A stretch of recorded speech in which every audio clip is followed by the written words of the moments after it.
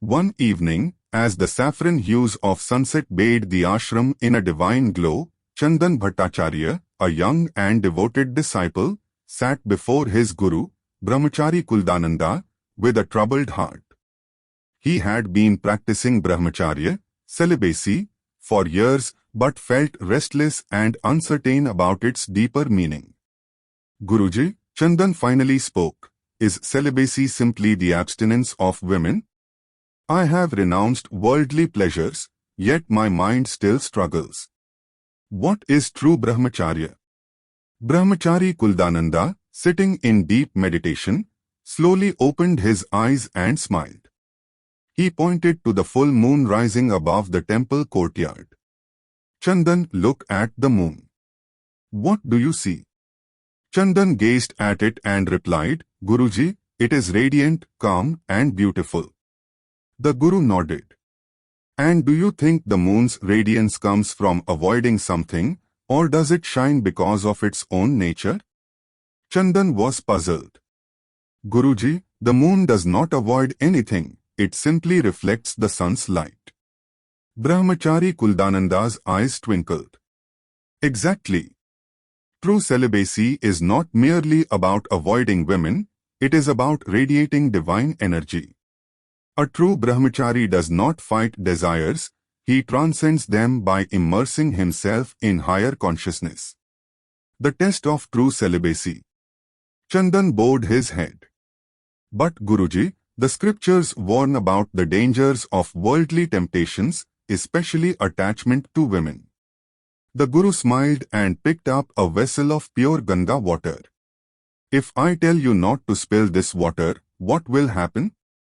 Chandan thought for a moment and replied, I will hold it tightly, fearing it may spill. Brahmachari Kulananda suddenly poured the water into a large lake nearby. Now, can this water be lost? Chandan was amazed. No, Guruji. It has merged with something vast. The saint laughed. This is the secret of brahmacharya. If you try to hold back your energy out of fear, your mind will remain restless. But if you merge your consciousness into the infinite, into God, then all desires dissolve effortlessly. The path beyond suppression. Chandan's heart was stirred. Then what is the right way to practice celibacy, Guruji?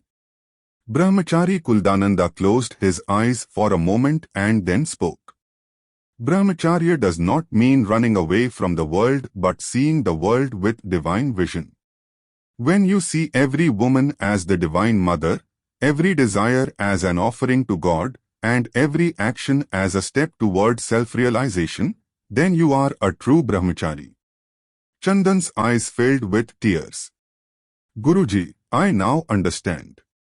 Celibacy is not just about avoiding women, it is about purifying the mind and merging with the divine.